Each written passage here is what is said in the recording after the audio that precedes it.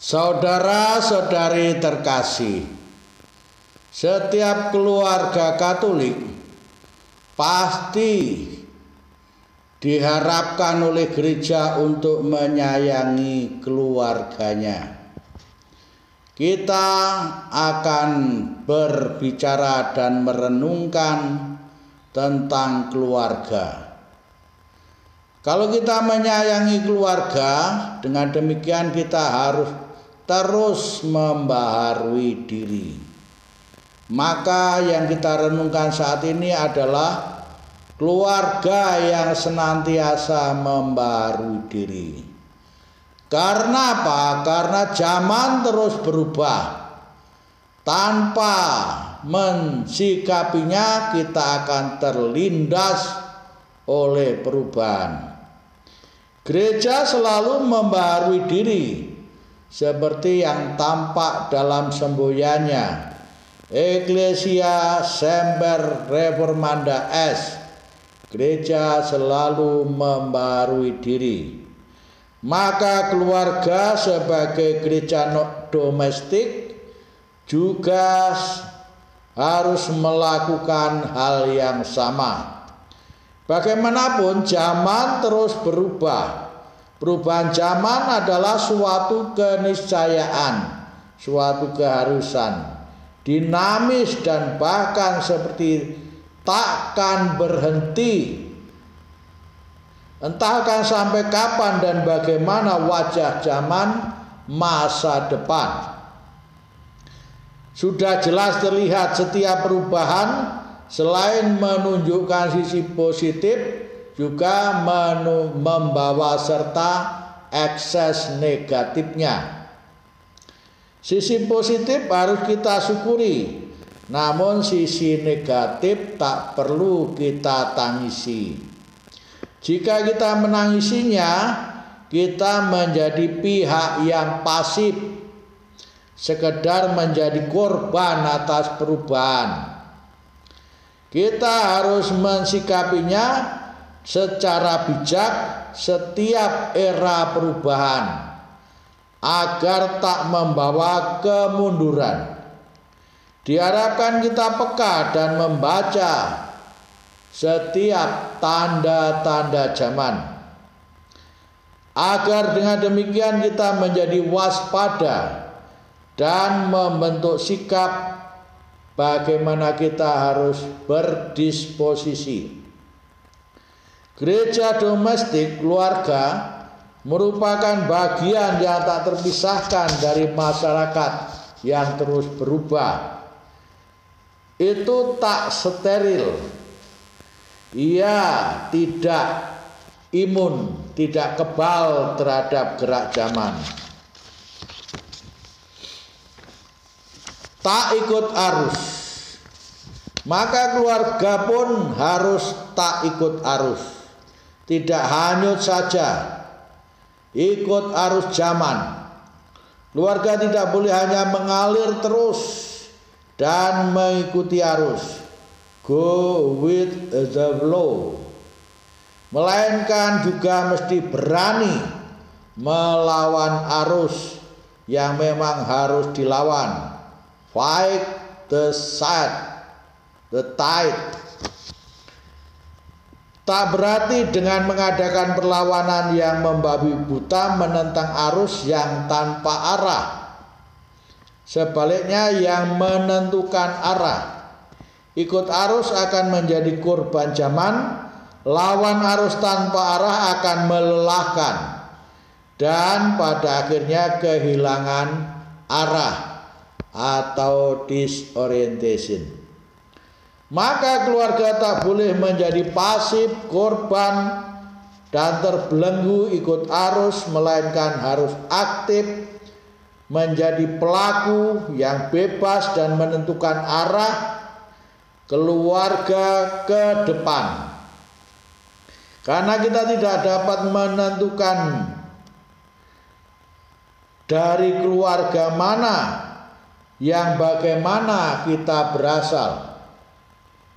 Namun kita bisa mencita-citakan keluarga yang bagaimana yang harus kita bentuk. Keluarga beriman Kristiani mesti dibawa kepada Yesus.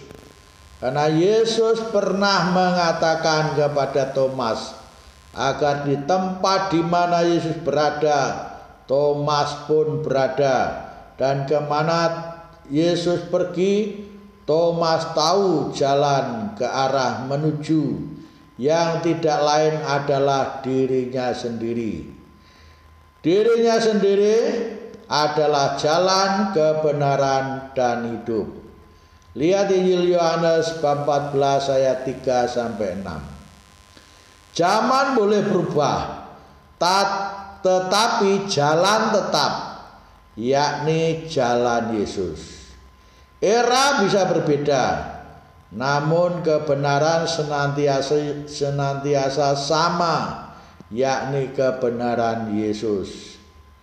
Waktu terus berubah, walaupun begitu hidup selalu tetap, ialah hidup Yesus. Pendek kata, keluarga Katolik ditandai oleh Yesus sebagai titik berangkat, sebagai proses dalam perjalanannya, dan sebagai akhir tujuannya. Ikut visi misi Yesus, maka visi misi keluarga Katolik selaras dengan visi misi hidup Yesus sendiri, yakni melayani untuk mewujudkan kerajaan Allah. Dan kerajaan Yesus bukan dari dunia ini. Lihat Yohanes bab 18 ayat 36. Kerajaan yang bukan soal makanan dan minuman, tetapi soal kebenaran, damai sejahtera, dan sukacita oleh Roh Kudus. Lihat Roma 14 ayat 17. Perubahan zaman yang kasat mata memang dalam dunia material, yang lahiriah, yang terkadang cenderung untuk mengabaikan yang spiritual. Dan dengan demikian yang bukan material, tetapi yang batiniah. Demikian lalu pandangan manusia cenderung ke arah keluar dirinya, outward looking, daripada ke dalam dirinya, inward looking. Bukan maksudnya keluarga kita agar hanya melakukan refleksi dengan meditasi, tetapi agar kita merefleksikan maknanya. Untuk apa, tujuannya kemana, dan ajas manfaatnya. Kadang orang merasa diri bahagia kalau udah punya mobil banyak, duit banyak, harta banyak, tabungan banyak. Tetapi apakah bahagia jika banyak penyakit, banyak pikiran, banyak stres, banyak urusan, atau banyak musuh, atau banyak saingan usaha? Kerajaan yang hendak diwujudkan Yesus dalam keluarga, kerajaan Allah, kerajaan bahagia yang non material, lebih utama menjadi kekayaan dan warisan dari dan oleh keluarga. Seperti saat orang tua menikahkan anaknya, memberikan seperangkat benda rohani sebagai simbol pewarisan iman. Kalau sebuah keluarga diminta menyusun daftar kekayaan, pasti iman tak masuk dalam hitungan. Kekayaan rohani takkan usang atau punah. Punah hanya karena pada kodratnya bendawi. Kebaruan dan pembaruan hanya mungkin dalam roh. Roh memungkinkan orang lahir baru, lahir kembali lewat pertobatan, baptis, dan krisma. Kita bernyanyi, Utuslah Roh-Mu ya Tuhan, dan jadi baru seluruh muka bumi. Tanggapan Mazmur pada hari raya Pentakosta tahun B. Di zaman kian materialistis, keluarga-keluarga mesti membekali diri dengan semangat spiritualistis, bukan malah tergila-gila pada harta. Kekayaan sejati bukan apa yang dapat kita miliki saja, terlebih apa yang dapat kita bagikan. Maka bukannya berkurang, namun malah bertambah. Orang yang bahagia adalah orang yang miskin di hadapan Allah. Berbahagialah orang yang miskin di hadapan Allah, karena mereka yang empunya kerajaan surga. Matius bab 5 ayat 3. Di hadapan Allah yang maha kaya kita tak memiliki apapun, karena semua miliknya, bahkan nyawa atau hidup kita. Namun jika kita bersama dengan Allah, kita amat kaya, karena bersama dengan Sang Maha Kaya, pemilik segala sesuatu. Roh Allah adalah aktor. Pembaruan ke arah itu karya Roh Allah. Bisa bekerja melalui siapa saja. Jika dalam suatu keluarga, istri atau ibu yang saleh, dia yang diharapkan menjadi agen perubahan, mengajak bapak atau suami dan anak-anak untuk berubah. Kalau bapak atau suami yang baik, yang mengajak istri, ibu dan anak-anak untuk mendekatkan diri kepada Tuhan. Sebaliknya, jika orang tua mereka yang tak peduli pada iman, tak mustahil anak-anak yang mengingatkannya. Lewat kegiatan kami, Serikat Kepausan Anak Misioner, diajarkan 2D 2K. Doa, derma, korban, kesaksian, mengarahkan mereka menjadi anak yang baik. Para orang tua bisa dibuatnya heran dengan kecerdasan dan kesalehan mereka yang rajin berkegiatan. Mereka dibuatnya bangga. Pada saat mau komuni pertama, satu persatu saya bertanya, antara lain, apakah ada kebiasaan makan atau doa bersama? Jika jawabannya tidak, saya tanya lagi, apakah berani mengajak orang tua?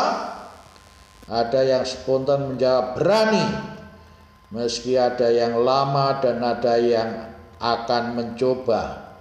Anak-anak sungguh jujur. Saat disepelekan kehadirannya oleh para murid, Yesus malah menempatkan anak-anak secara terhormat, didoakan dan diberi berkat. Namun biasanya anak-anak mendapat giliran makan yang terakhir. Urutan anak-anak bukankah semestinya yang pertama? Anak-anak tak lepas dari didikan orang tuanya. Jika orang tua tak mau susah, betapapun repotnya, orang tua harus ada waktu bagi anak-anaknya. Jika orang tua peduli akan menyambungkan antara apa yang diajarkan di rumah, di sekolah, gereja, dan melalui pergaulannya, akan terlihat dalam kepiawiannya dalam mempelajari doa, memahami pelajaran sekolah atau gereja, dan keterampilan-keterampilan lain. Anak-anak yang saya tes doa lancar, pelajaran persiapan komuni juga. Nabi-nabi banyak tahu, Mesdina rajin, lektor, Mazmur pernah. Setelah saya tanya ada anak yang cerdas, anak siapa? Ternyata anak ketua stasi.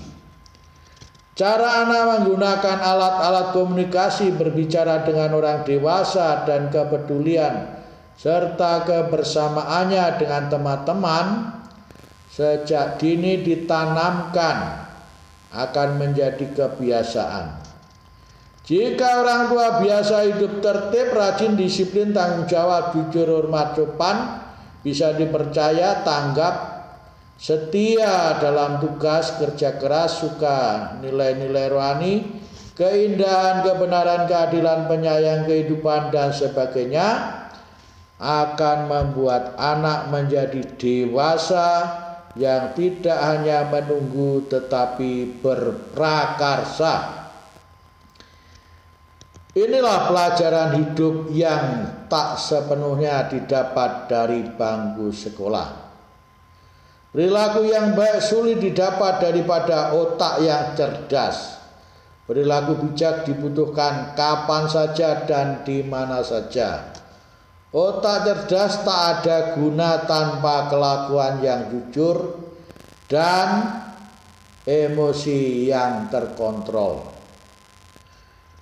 Mumpung belum terlanjur, para calon pengantin tak pernah cukup dengan kursus persiapan perkawinan. Saat kanonik masih saya tanya banyak hal. Apakah kamu suka berkelahi? Kesukaan kekerasan menjadi bibit kekerasan pula dalam rumah tangga. Pernah saat kanonik saya tanya kepada yang putri, HP-mu boleh dipegang pacarmu? Jawabnya, boleh. HP dia? Tanyaku lagi. Tidak, Romo. Minta HP dia sekarang juga. Pas dipegangnya ada suara dari perempuan lagi telepon. Langsung saya suruh loudspeaker. Dan ada suara dari seberang sana yang lembut, dan si calon putra harus memutuskan hubungan dengan siapapun sebagai pacar dan tak boleh main belakang. Ada juga yang sesudah menikah suami atau istri akan pergi ke luar negeri kerja. Saya suruh pilih menikah atau kerja, hidup sebagai suami istri atau uang. Jika menikah tak boleh pisah, pasti akan menjadi masalah. Lalu bila saya tanya tentang mengapa dalam gereja Katolik tak ada perceraian, jawabnya pasti nyontek dari Injil, yaitu Injil Matius bab 19 ayat 6.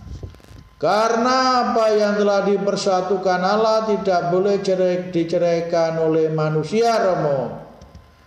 Jawaban ini hanya berlaku untuk orang-orang dalam, untuk orang-orang yang beriman kepada Kristus. Orang luar yang bukan Kristen tak akan mengimani ayat itu. Jadi jawabannya adalah karena perceraian itu tidak baik.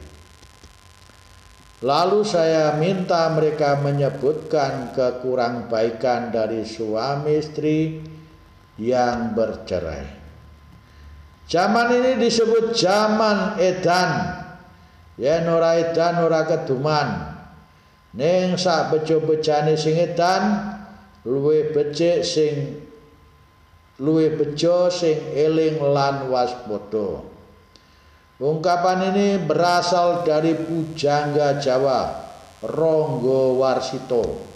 Pada intinya, orang banyak ikut gila di zaman gila-gilaan agar mendapat kesempatan atau kebahagiaan. Namun yang lebih beruntung adalah mereka yang sadar dan waspada. Sebenarnya bukan zamannya yang edan, tetapi manusianya yang dikuasai oleh nafsu kenikmatan, kekerasan, kekuasaan dan uang. Bandingkan kitab Sirah bab 10 ayat 1 sampai 8.